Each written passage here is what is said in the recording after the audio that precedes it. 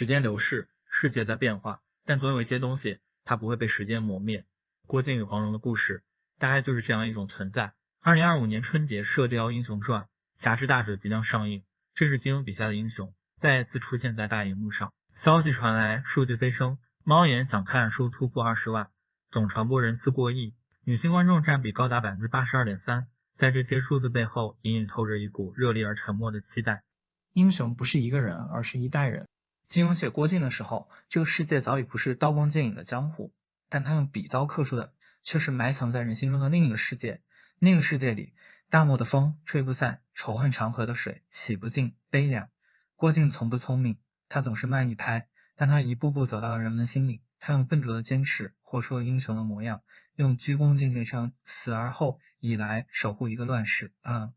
这个故事流传开来，就像血融入了江水，成了几代人共同的记忆。小时候我们读《射雕英雄传》，在书页里找到忠孝大义的影子，长大后再读郭靖，才发现所谓大侠不是飞檐走壁，而是承担起超出自身的重量。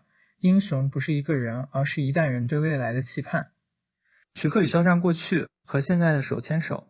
徐克接下《射雕英雄传》的改编，就像是一次豪赌无数次影视化的尝试，最终都没有在岁月里留下什么像样的痕迹。那些失败不是因为导演不够聪明，而是因为他们太聪明了，试图把经典做得比经典更经典。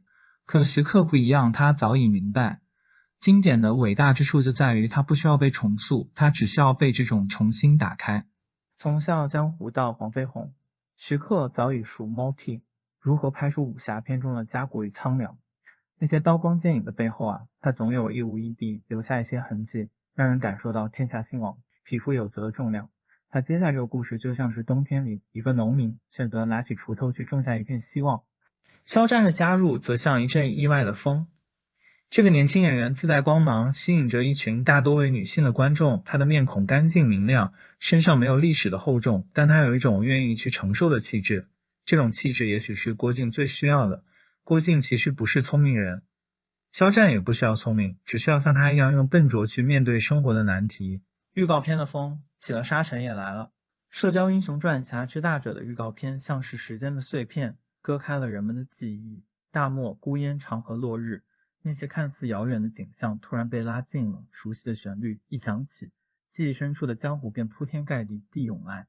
那是一个遥远的时代，属于英雄，也属于悲凉。看这些画面，有人说徐克的《射雕英雄传》会忠于原著，也有人说这部电影必定带着徐氏风格的烙印。其实谁对谁错都不重要，重要的是这部电影存在了，它让人重新相信一个经典可以在今天找到新的表达方式。英雄的意义从来不只是家国，武侠的故事总是离不开家国天下，但真正让它扎根在读者心里的是那些没有说出来的孤独。郭靖肩上背着的其实不只是家国，还有自己的怯懦与挣扎。一个人能抗住这双重的重量，才成为了真正的英雄。徐克导演或许也是一样，他面对的不仅是观众的期待，还有自己的恐惧。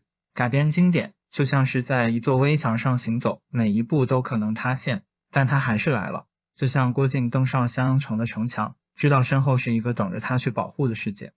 电影之外是一个流动的未来。如今我们处在一个英雄稀缺的时代，人们需要一个像郭靖这样的人物，他不聪明不机灵，但他总是站在对的地方，用他笨拙的方式去对抗复杂的世界。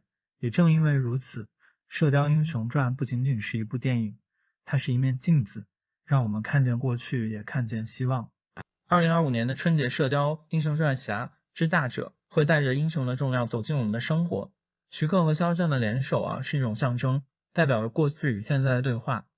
我们不知道这部电影会不会成为经典，但我们知道它会成为记忆，一种关于英雄如何站立、如何倒下，又如何被铭记的记忆。